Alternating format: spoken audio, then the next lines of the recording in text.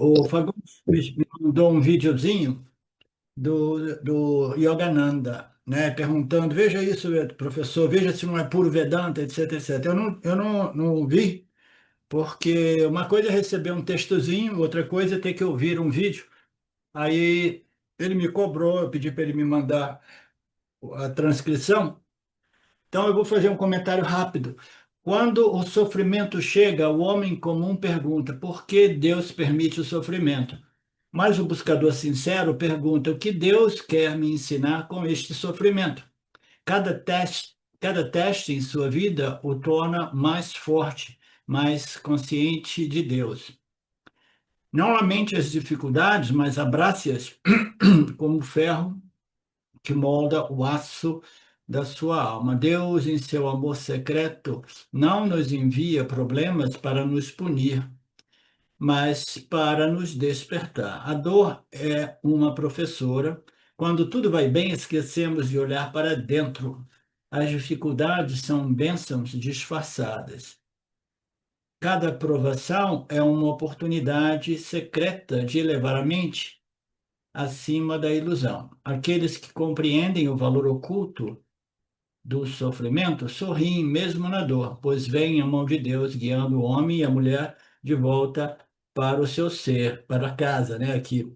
Então, essa é a frase. O Felipe, você me mandou isso, dizendo, acredito que isso seja puro Vedanta, né? Em realidade, isso aqui é um aspecto, né?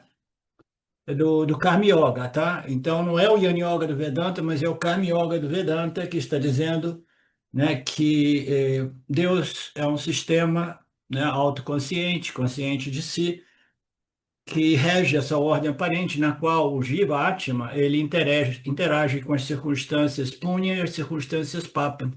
Tudo serve como um sinalizador, de modo que a gente possa, né, conectar, né, os pontos entre nossas atitudes, pensamentos, ações e os resultados dos mesmos, né?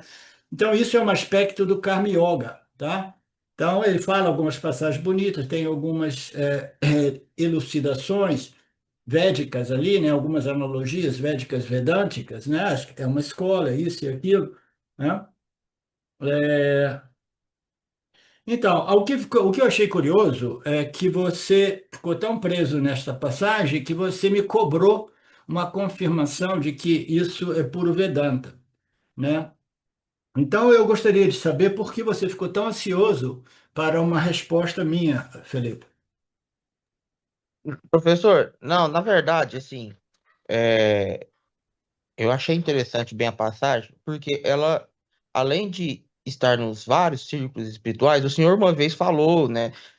Não, uma não, algumas vezes, né, que a oração do Vedanta, ela deve ser, Senhor, me dar forças para suportar aquelas coisas que eu, dar forças para suportar aquelas coisas que eu não posso, que eu não Sim, consigo, né? E não simplesmente pedir a Deus para tirar aquelas provações, sim, para sim. tirar aquela Por quê? situação, Mas né? por que que você fez essa comparação com o Vedanta e queria tanto que eu confirmasse que isso era o Vedanta puro?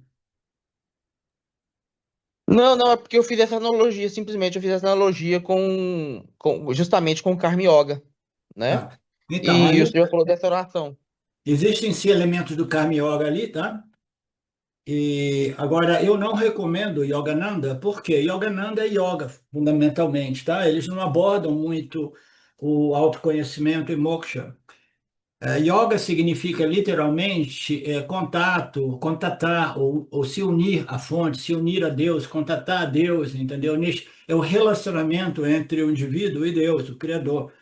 Então, você entrou em contato com um corpo de conhecimento completo, que é o Vedanta, que aborda tanto o aspecto do Karma Yoga, Dharma, Upasana e o Yana Yoga, né? Então, eu, como digo a todos, entendeu? Evite estar se aprofundar, né, nos textos do yoga, porque os yogas, fundamentalmente, eles se baseiam numa ignorância, né? Nós dizemos que yoga Yoga é um erro condutor, porque ele vai apresentar uma proposta, né, na qual você vai fazer determinadas coisas, né, muito embora eu diga sempre que o Karma Yoga é yoga do conhecimento, porque você vai compreender o conhecimento, o relacionamento entre o Criador e a criatura, tá? De modo que você possa viver em harmonia com o seu meio ambiente e desenvolver mais Sattva-guna operando no seu intelecto, tá? Então, isso é uma coisa. Mas a galera do yoga, eles vendem ou propõem uma ideia de que através do contato, através do esforço de união com Deus,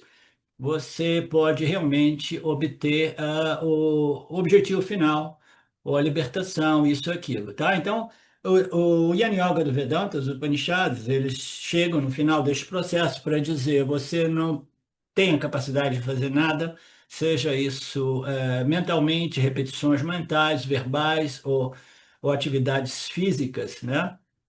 Que possam realmente te libertar, porque você é livre de completar, porque você já é completo, e etc, etc. Você só precisa compreender o que você é. Você não precisa se unir a Deus, porque a sua natureza é Deus, é Brahman. Tá? Então é uma compreensão muito sutil, muito profunda, mas que tem um impacto positivo que transforma a vida do indivíduo. Tá? Então, o indivíduo ele entra em contato com o Vedanta, mas ainda assim ele é atraído pelas propostas, né, do yoga, que faz alguma coisa, porque talvez através dessas ações você possa realmente se completar, se resolver, etc, etc, tá? Então, são erros condutores que são válidos até que você encontre um corpo de conhecimento completo, sem erro, que é a proposta do Vedanta, que é a proposta dos Upanishads, que não simplesmente nega ou rejeita o caminho das ações e seus resultados, entendeu?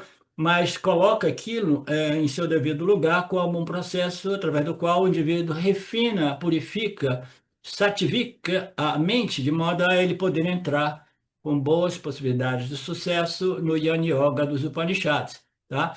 E além disso, o Karma Yoga do Vedanta, né, que esse trecho aqui ele contém elementos do Karma Yoga, é uma yoga do conhecimento também, tá? Não é o conhecimento da realidade absoluta, mas da realidade mítya. E você precisa compreender a realidade mítya porque é dentro de mítia, se o indivíduo estiver devidamente preparado, né, maduro, né, com um desejo ardente realmente para essa compreensão final, é dentro de mítia que a gente vai encontrar esse reconhecimento do ser que nos liberta, né? Parece um jogo, parece uma escola, ninguém sabe exatamente, né? Mas o fato é que nós nos encontramos aqui, nós temos esse sentimento inerente, né, de limitação, de pequenez, de inadequação, de sofrimento mesmo, né? Então, nós queremos nos livrar disso e a proposta dos Upanishads é essa: você mergulhar para compreender aquilo que você realmente é, tá? E isso inicia com a compreensão do que o Criador Ishvara aparente é, e as leis desse Criador aparente, as leis que regem esse Jagata aparente são, de modo que você possa se harmonizar com o seu meio ambiente e desenvolver uma mente mais contemplativa, tá? Então, cada coisa no seu lugar. Eu só estou deixando uma nota aqui para o Felipe, para quem quer que seja, que toda proposta de faz-faz, como eu costumo brincar ultimamente, né? O indivíduo vai no campo do faz-faz religioso, faz-faz espiritual, faz, tudo bem. Mas saiba que você não pode fazer nada para reconhecer aquilo que você já é. Você precisa somente compreender. Para compreender, sua mente precisa estar muito refinada, muito sutilizada. Mas todo esse faz-faz religioso, esse faz-faz espiritual, prende o indivíduo ainda assim no samsara religioso, no samsara espiritual, entendeu? Então eu fico vendo, as pessoas vêm para o Vedanta, aí voltam para o campo do faz-faz religioso, voltam para o campo do faz-faz espiritual, né? Aí elas ficam meio confusas, porque a luz do Vedanta é uma chama ainda pequena, que deve crescer, né? Então, Felipe, a minha sugestão é que você permaneça focado no Vedanta, ao invés de procurar validar o Vedanta através de outras expressões religiosas e espirituais, tá? Porque essas escrituras do Vedanta é aquilo que existe de mais refinado, de mais elegância, de mais, como é que se diz? Veracidade, de complexidade simples, mas ainda assim irrefutável, a lógica apresentada pelo Vedanta, tanto em termos da ciência de Mithya, como a ciência da realidade, a ciência de Satya, é algo que realmente, se você pescou, como eu pesquei, fiquei por aí vendo toda essa galera, tanto no esoterismo como nos campos do faz-faz, né? Na sensação de que você pode se resolver através do faz-faz. Tudo isso eu passei por isso. E eu depois tirei o chapéu para o Vedanta e falei, não tem nada. E ainda hoje as pessoas me propõem algumas coisas, eu ouço aqui, vejo aqui, ultimamente mais no campo do esoterismo.